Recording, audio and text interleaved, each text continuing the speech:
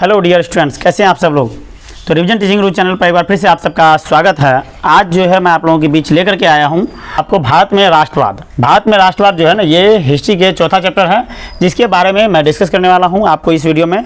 और यह जो है एग्जाम के पॉइंट ऑफ व्यू से यह चैप्टर हिस्ट्री में काफ़ी ज़्यादा इंपॉर्टेंट मायने रखता है, क्योंकि इससे क्वेश्चंस हर बार आपको एग्जाम में 2-3 क्वेश्चन जरूर देखने को मिलेंगे, इसलिए यह एग्जाम के पॉइंट ऑफ व्यू से काफ़ी इंपॉर्टेंट हो जाते हैं। तो आइए हम लोग इस वीडियो में इस चैप्टर के बारे में डिटेल में डिस्कस करते हैं। तो सबसे पहला है ये भारत में राष्ट्रवाद। इस चैप्टर का नाम ही है भारत में राष्ट्रवाद। भारत में राष्ट्रवाद का मतलब क्या है? तो सबसे पहली बात आपको ये समझना होगा कि राष्ट्रवाद होती क्या है, राष्ट्रवाद क्या है। तो राष्ट्रवाद एक भावना है। क्या है? राष्ट्रवाद एक भावना है। यह एक ऐसी भावना है जो किसी विशेष भौगोलिक, सांस्कृतिक एवं सामाजिक वातावरण में रहने वाले लोगों के बीच प्रेम एवं एकता का संचार करती है। मतलब कि कह सकते हैं आपकी यह एक विशेष भौगोलिक और सांस्कृतिक सामाजिक वातावरण में रहने वाले लोगों के बीच में प्रेम और एकता का प्रतीक है। जैसे कि सपोज आपके हमारे जो भारत में है बहुत सारे देखते हैं आपके नेशनल फेस्टिवल होता है, तो उसमें जो है बहुत सारे बड़े पैमाने पर खास करके लोग जो है फेस्टिवल मनाते हैं या राष्ट्रीय त्यौहार, और उसमें जो है सभी लोग झंडे तोलन करते हैं और सभी लोग सम्मान में राष्ट्रगान गाते हैं। ये सब जो है क्या, एक भावना है, देश के प्रति हमारी एक भावना है। इसको ही राष्ट्रवाद कह सकते हैं आप, है ना। तो ये राष्ट्रवाद को आप एक भावना बोल सकते हैं, और इसकी परिभाषा अगर आपको लिखना हो तो आप इस टाइप से लिख सकते हैं, ठीक है। तो आइए इसके बाद हम लोग देखते हैं कि राष्ट्रवाद के उदय के क्या कारण है। आखिर राष्ट्रवाद क्यों हमारे भारत में उदय हुआ, आखिर लोगों के राष्ट्र के प्रति इतना ज़्यादा प्रेम कैसे जग गया। तो अगर हम बात करें राष्ट्रवाद का उदय का कारण, तो सबसे पहला है लिटन की नीति। आप जानते हैं कि बहुत सारे अंग्रेज अधिकारी उससे हमारे भारत में आए थे और अलग अलग तरह से बहुत सारे भारत के लोगों का शोषण किया, प्रताड़ित किया, बहुत सारे परेशान भी किए। तो सबसे पहला जो लिटन की नीति आती है, लिटन की नीति जो खतरनाक नीति कह सकते हैं, उन्होंने सबसे पहला नीति लाया, देसी प्रेस पर बैन लगा दिया। मतलब कि वर्नाक्यूलर प्रेस एक्ट लाया। कौन सा? Vernacular press act. यह एक्ट ऐसा था जो कि देसी समाचार पत्र जो भी थे, जो भी छप रहा था, उसमें किसी भी तरह की कोई भी देश के बारे में कुछ भी अगर अच्छी चीज़ लिखा हुआ है तो वो क्या करते थे, उसके ऊपर बैन लगा देता था यह एक्ट। तो इस एक्ट के माध्यम से बहुत सारे देसी प्रेस पर बैन लग गया। इसके बाद जो है आपको 1879 में आपको एक आर्म्स एक्ट लाया गया, और इसमें जो है ना हर भारतीयों को हथियार रखने का पर भी प्रतिबंध लगा दिया गया। यह जो बात हुई थी, यह एक्ट जब लाया गया था, यह 1857 के युद्ध के बाद ही इसको लाया गया है। तो आप देख सकते हैं 1857 की क्रांति के बारे में आप जानते हैं कि 1857 में भयंकर क्रांति हुई थी। उसमें ऐसा लग रहा था कि उस टाइम में कि देश हमारा उसी समय में आज़ाद हो जाएगा, लेकिन धीरे धीरे अंग्रेज अधिकारी वगैरह ये सब जो है मिल करके पूरी तरीके से काबू कर लिया हमारे भारत पे। तो और इन्होंने इस प्रकार के एक्ट ले आया, और लोगों में जो एक तरीके से जिस प्रकार राष्ट्रवाद की भावना जग रही थी उसको बंद करने के लिए यह एक्ट लाया था। इसमें और ज़्यादा भावना उनकी भड़क गई। इसके बाद आया लॉर्ड रिपन की नीति। इसमें रिपन की नीति थी, उन्होंने 1883 में एक एल्बर्ट बिल लाया, और यह बिल ये था कि फौजदारी मुकदमा की सुनवाई जो होती है भारतीय न्यायाधीश भी कर सकते थे।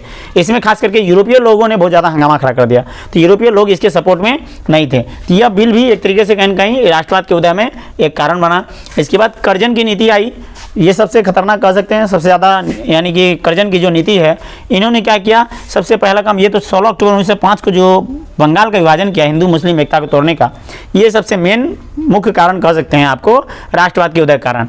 1899 में कलकत्ता कॉर्पोरेशन एक्ट लाया। नगर पालिका में ये जो है ना, नगर पालिका में गैर निर्वाचित सदस्यों की संख्या में वृद्धि कर दिया। मतलब अपने मन से जो है बहुत सारे नेताओं को चुन के वो अपना भेज देता था, तो वो गैर निर्वाचित सदस्यों को संख्या में वृद्धि करता गया। यह भी लोगों के अंदर जो है ना बहुत सारे राष्ट्रवाद का कारण बना। इसके बाद 1904 में विश्वविद्यालय अधिनियम लाया, और विश्वविद्यालय अधिनियम के माध्यम से बहुत सारे आपको विश्वविद्यालय में बहुत सारे नियम कानून को बदल दिया, ठीक ना। एक तरीके से लोगों के अंदर ये जो है ना पूरी तरीके से आक्रोश इस तरीके से बढ़ता जा रहा था।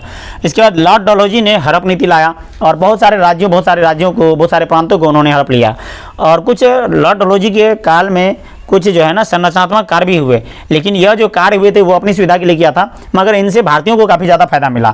उन्होंने लॉर्ड डलहौजी के समय में ही भारत में ट्रेन आई थी, पहली बार मुंबई से थाने तक ट्रेन चली थी 1853 में, लॉर्ड डलहौजी के समय में। उसके बाद टेलीग्राफ का भी जो है उस समय में थी, पहली बार जो है भेजा गया था टेलीग्राफ वगैरह, जो आपको पोस्टमैन वगैरह जो भेजता है आपको कह सकते हैं, और टेलीग्राफ। इसके बाद विशेष परिवहन की सुविधा उस समय में आ गई थी।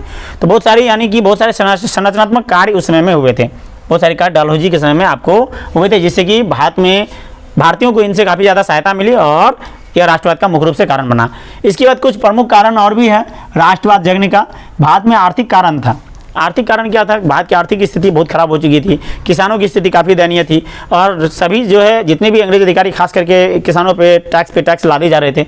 इससे क्या हो रहा था, यहाँ से सारे माल को ढो करके विदेशों में भेजा जा रहा था, मगर अपने पास कुछ नहीं रहता था, और भारत में खास करके जो भी चीज़ें बहुत ज़्यादा महंगे हो रहे थे और लोगों की आर्थिक स्थिति बहुत खराब हो चुकी थी। तो ये आर्थिक कारण भी था, और कुछ सामाजिक कारण भी था, और कुछ धार्मिक कारण भी था। धार्मिक कारण बहुत बड़ा मुद्दा था, खास करके 1857 क्रांति में भी आपको उसमें जो चर्बी वाले कारतूस का यूज किया गया था, जिसकी वजह से मंगल पांडे ने 2 कमांडर को गोली मार दिया। तो वो धार्मिक कारण भी था जो 1857 की क्रांति हुई थी, उसका एक माना जाता है कि धार्मिक कारण की वजह से भी जो है ना 1857 क्रांति हुई। लेकिन वो तत्कालिक कारण था, रियल कारण नहीं था। रियल कारण तो बहुत सारे कारण है उसमें, है ना, कि अंग्रेज जो है भारतीयों को काफ़ी ज़्यादा शोषित कर रहे थे, हर जगह वो ज़्यादा शोषित कर रहे थे, समाज के स्तर पे हो या धर्म के स्तर पे हो। और धर्म परिवर्तन भी अंग्रेज करवा रहे थे सभी लोगों को, हर भारतीयों को, खास करके वो क्रिश्चियनिटी में बदल रहे थे सबको। तो यह भी बहुत सारे जो कारण बने भारत में राष्ट्रवाद का। तो इस प्रकार ये आपका चैप्टर है भारत में राष्ट्रवाद, जिसमें कि बहुत सारे कारण दिए गए हैं जो कि आपको भारत में राष्ट्रवाद की भावना को जगाया। तो आपको यह वीडियो कैसा लग रहा है ज़रूर बताएंगे कमेंट सेक्शन में। मिलते हैं आपसे नेक्स्ट वीडियो में। धन्यवाद।